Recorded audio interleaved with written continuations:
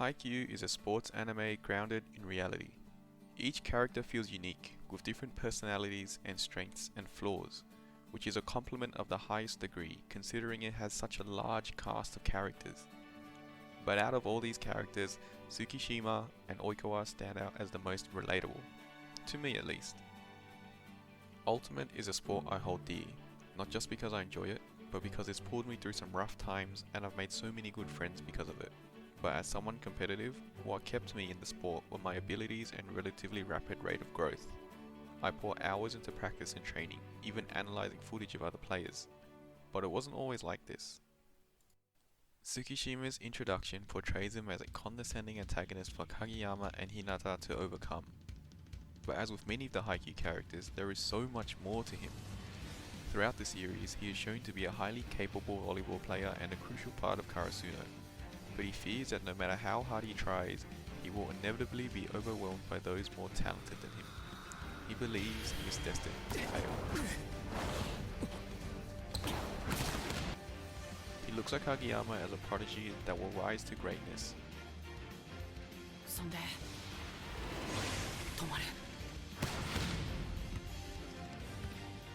But his disdain towards Hinata is different, because Hinata is Tsukishima's antithesis. In a sport filled with giants, Hinata is consistently the shortest player on the court, but the odds and adversaries are only afterthoughts to him because he's only there to play volleyball. And in his quest to continue playing the sports he loves, he develops a tenacious and unyielding mentality. He spends hours practicing and doing everything he can to improve. But it's this undying spirit that Tsukishima hates. Why bother wasting all that time to set yourself up for failure? To Tsukishima, Hinata is just a dreamer waiting to wake up.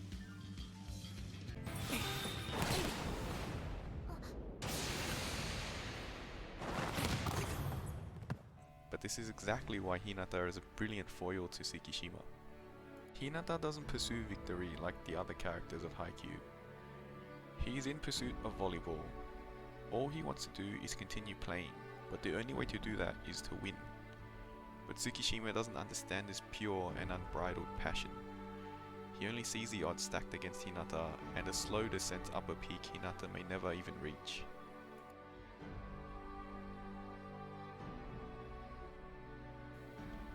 It was similar with me. Why should I put so much time and effort into a sport I can't even make a career out of? Why should I try so hard at sport when there are other players that will overwhelm me with their natural talent? These questions come from a place of insecurity, a fear of failure and rejection. The thought of practicing and preparing for tryouts, only to be told that I'm not good enough, is harrowing. But just like Tsukishima, it only took one moment for the simmering embers of hesitance to ignite into the roaring flames of passion.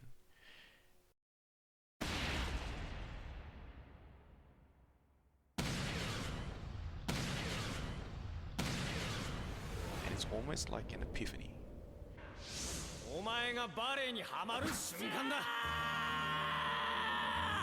I realized I play this sport because I love it.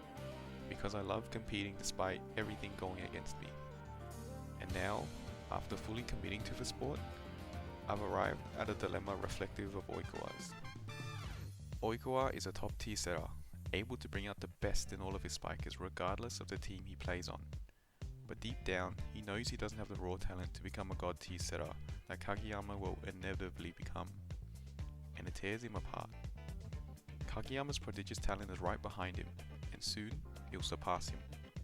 And when you relish competition as much as Oikawa, love for the sport may not be enough to keep you going when there is a beast breathing down your neck. But love is only one ingredient for passion.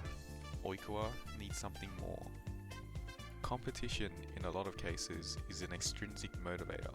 It's easy to compare yourself to the people above you and aspire to become as great as them and one day even greater. It's one of the best motivators when you start a new sport. You're a blank canvas that could be anything. But as you learn the sport's nuances and learn your strengths and weaknesses, you fill up that canvas and you begin to realize that you're probably not the prodigious talent that you dreamt of being. That motivation of competition ceases to drive you and the roaring flames of passion begin to wane. But the only place we haven't looked for motivation is within ourselves. And I know that sounds really cheesy, but let me explain. Love for the sport will not be enough, and the drive to compete will come to a halt in the face of overwhelming adversity. To continue thriving, Oikawa needs to focus on himself.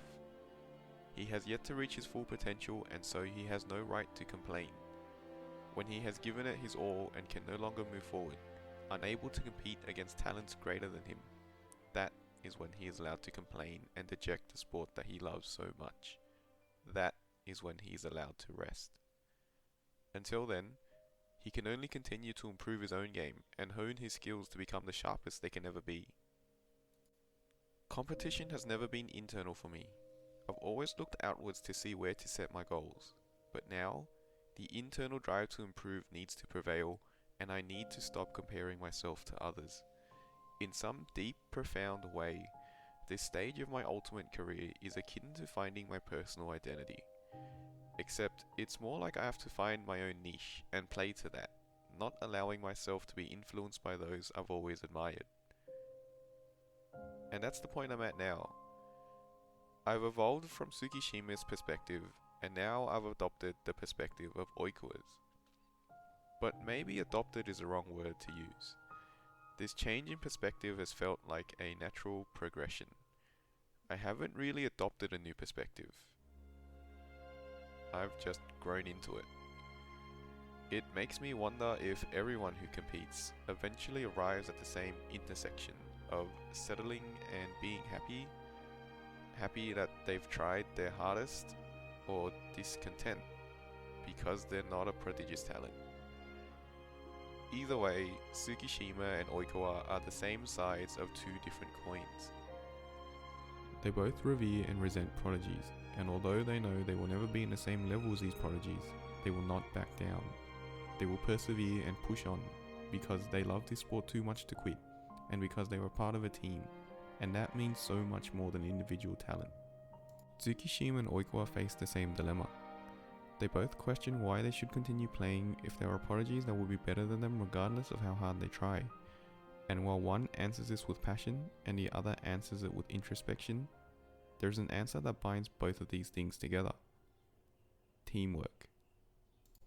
In a sport such as volleyball, where a team gets a total of 3 touches and each touch only lasts for a fraction of a second, an elite team requires coordination and chemistry between every single player. And with these teams, it becomes possible to defy the odds and climb the highest mountains. Talent, no matter how exceptional, can only carry a team so far, because in volleyball, 6 who are strong are stronger. This is the mantra Oikawa uses to fuel himself, to convince himself that regardless of the opposition, victory is always a possibility if you hone your skills and trust in your teammates. Tsukishima follows a similar philosophy, though he has not yet reached his peak like Oikawa, so he does not need the same introspection. But he is fueled by his passion, and he believes that if everyone fulfills a role on the team, then it will result in strong individuals, which when put together results in a strong team. Those are the same principles that continue to drive me, because sometimes dedication is not enough. Sometimes, no matter how much effort I put in, it just isn't enough. Sometimes, there will just be people that are better than me. Then what? Do I give up? Do I forget everything and try something new, where there will be other prodigies that will outclass me? No. Much like volleyball, Ultimate is a team sport, and that aspect cannot be ignored.